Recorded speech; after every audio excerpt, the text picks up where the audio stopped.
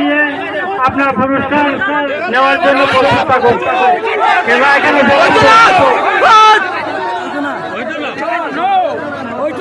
লটারির নামে প্রতারণা পালংঘাটে, প্রতিবাদে উত্তাল পালংঘাট পুলিশ ফাঁড়ি চত্বর। দীর্ঘদিন থেকে পালংঘাট সহ গোটা দোলাই ও সোনাই এলাকায় লটারির টিকিট বিক্রি করে এলটিটি গ্রুপ নামের একটি কমিটি। আজ বছরের প্রথম দিন আজ লটারি খেলা অনুষ্ঠিত হওয়ার কথা পালংঘাট সিসিজেসি উচ্চতর মাধ্যমিক বিদ্যালয়ের খেলার মাঠে। পরে খেলার স্থান পরিবর্তন হয় এবং এলাকাবাসীর একাংশ যুবক সহ টিকিট ক্রেতাদের অভিযোগ খেলাটি বানচাল করতে প্রথমে স্থান পরিবর্তন করা হয়। এরপর নন্দগ্রামের ক্ষেতের মাঠে খেলাটি অনুষ্ঠিত হয়।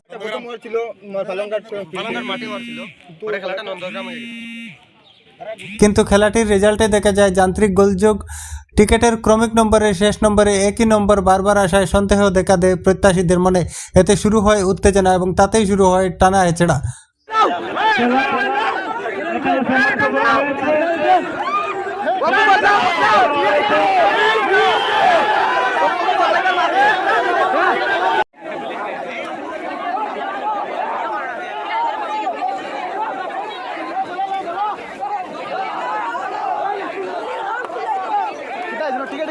এরপর পালংঘাট পুলিশের তৎপরতায় পরিস্থিতি নিয়ন্ত্রণে আসে।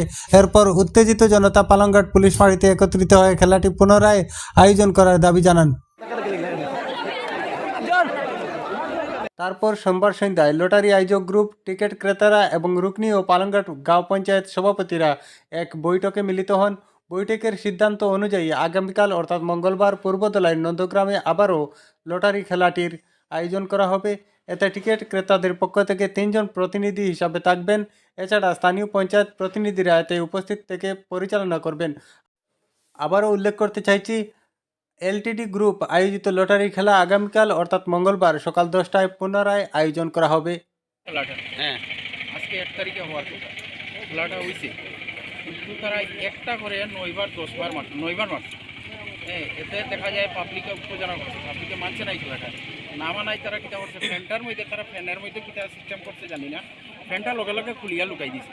পাবলিকে যে সময় পুলিশরা কইছে, পুলিশরা কোয়াইছে না, পুলিশরা কোয়াইছে ফ্যানটা একটু চেক করো। পুলিশ যাওয়ার আগে তারা ফ্যানটা লুকাইয়া হরাই দিছে। ওই যে পাবলিক আমরা সব এক জায়গায় জমা হইয়া আজকে দেখো গরিব গুরু এরকম বহুত গরিব মানুষও টিকিট কাটছে, ঔষধ না লইয়াও টিকিট কাটছে। বুঝছে একটা আশা, আজকে নিউ ইয়ারের দিনে একটা আশা লইয়া টিকিটটা কাটা গেছে।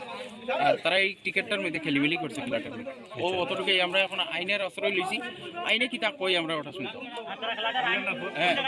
পরে পালংঘাট থানায় খেলার জায়গাতে মানে অশান্তি সৃষ্টি না হওয়ার লাগিয়া সব মানুষের একটা আশা দিছে যে মানে থানায় একটা এফআইআর দেওয়ার জন্য।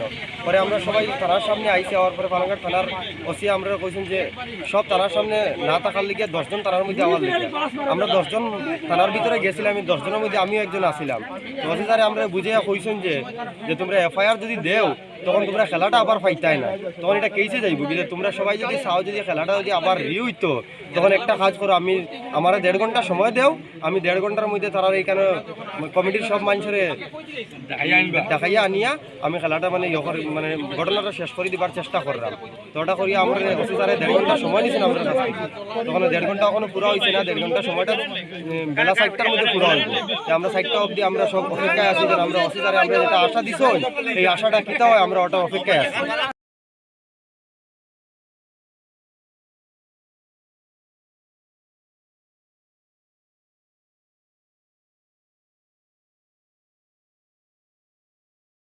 আমরা গঙ্গানগর পাহাড়ে তারা অ্যানাউন্স করছে গাড়ি দিয়া, অটোর গাড়ি দিয়া। আমরা ওটা টিকিট ফটো বা 100 টাকা আমরা ওখান মনস্থ করি আমরা কাটিছি, গরিব মানুষ 100 টাকা কাটিছি। টিকিট কাটিছি আমি, টিকিট কাটি। কত দিয়ে কাটছেন টিকিট? 100 টাকা। এখন টিকিট 100 টাকা। আপনার বাড়ি কোন জায়গায়? গঙ্গানগর পাহাড়ে। খেলা খাইছে খেলা এজেন্ট আছে আমি আপনি এখন কিতা হইছে? খেলা হয়েছে না আমরা এখন কিতা হবো। আজকে খেলা হইছে না? খেলা হয়েছে আমরা তো কোনো কিছু কোনো সাবানও নাই, কোনটা নাই খেলা। সাবানও পাইছেন না? দাবি কিতা আপনার? আমরা প্রাইজ পাইতাম। আপনার দাবি কিতা এখন? খেলা চাই। খেলা চাই।